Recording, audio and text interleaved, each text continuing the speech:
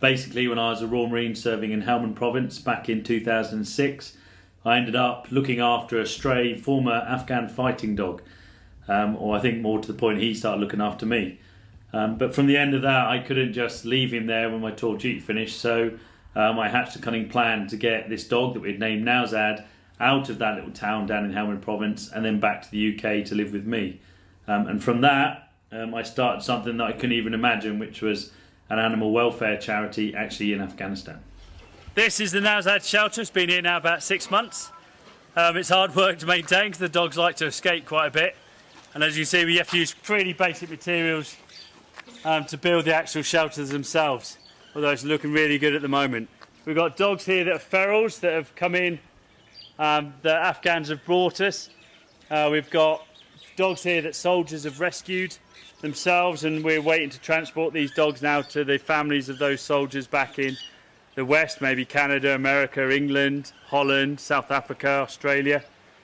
And the dogs that are going to stay here, the ferals that have been brought in, then they're going to go to hopefully Afghan families. We've got an adoption program we're running at the moment. We make sure the dogs are neutered, vaccinated against rabies and parvo, and then we try and rehome them. Sadly for dogs in Afghanistan, they don't really have much in the way of any form of welfare towards them. They're not very high up on people's priority list.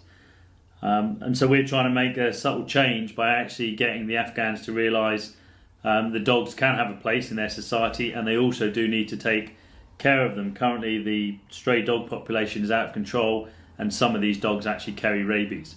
So part of our charity work is to actually educate the Afghans about staying away from the stray dogs and to humanely implement a trap, neuter, release program so we can try and control the stray dog population. This little fellow is little Lisa. She's just arrived from Helmand Province and spent 2 days in a cardboard box to get here.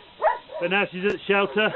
She's going to get her first jab, get her fed up, used to some of the other dogs, and then hopefully in about a month's time she'll be on her way to the US. And you're right. One of the things with the Nowzad Dogs charity is a lot of people think we bring dogs back to the UK to rehome. We do actually help serving soldiers who end up adopting a dog, just as I did back in Helmand Province. But the charity now is much more about actually doing something in Afghanistan. We can't rehome all of those dogs back in the UK. There just aren't enough homes to go around. So we're now running a very successful local Afghan adoption program. Actually, not long ago, we had our first Afghan family adopt one of our cats. And to see the photographs of the family sat there playing with this cat and cuddling it was just absolutely fantastic.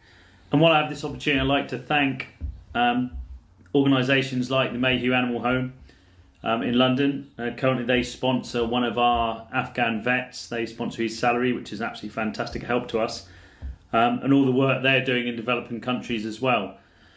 We've survived on the fantastic donations of the British public, but we need to take that further now and actually get some proper grants in so we can continue our work.